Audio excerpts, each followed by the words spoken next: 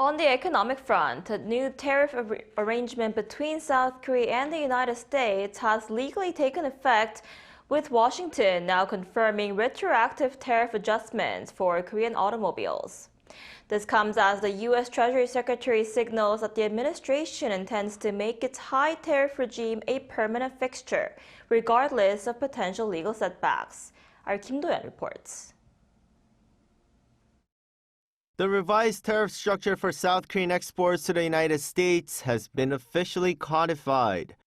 The U.S. Federal Register published the implementation notice for the U.S.-Korea Strategic Trade and Investment Deal on Wednesday, with the notice coming into effect on Thursday. Under the regulations, Korean automobiles and auto parts have a tariff rate of 15%. That rate is applied retroactively to November 1st.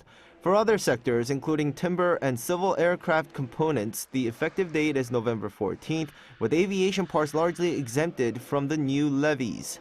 The notice marks the formal execution of the agreement, finalizing the exchange of Seoul's pledged $350 billion investment for tariff stability. The Federal Register also read that the two countries' leaders have declared a new chapter in the US-ROK alliance, describing it as the linchpin for peace, security, and prosperity on the Korean Peninsula and the Indo-Pacific region.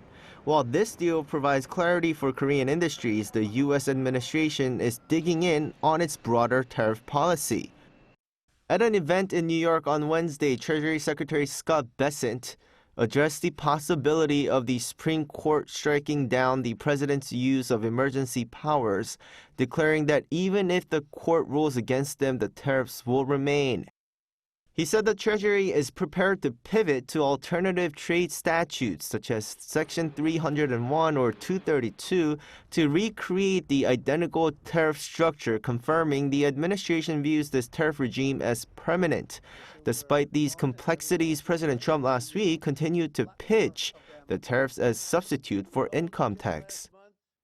But we'll be cutting income tax. Could be almost completely cutting it because the money we're taking in is going to be so large. However, legal analysts note that unlike emergency orders, standard trade laws typically require months of investigation, and that this could create a regulatory vacuum if Supreme Court issues an abrupt ruling. Kim Do-yeon, ArirangNews.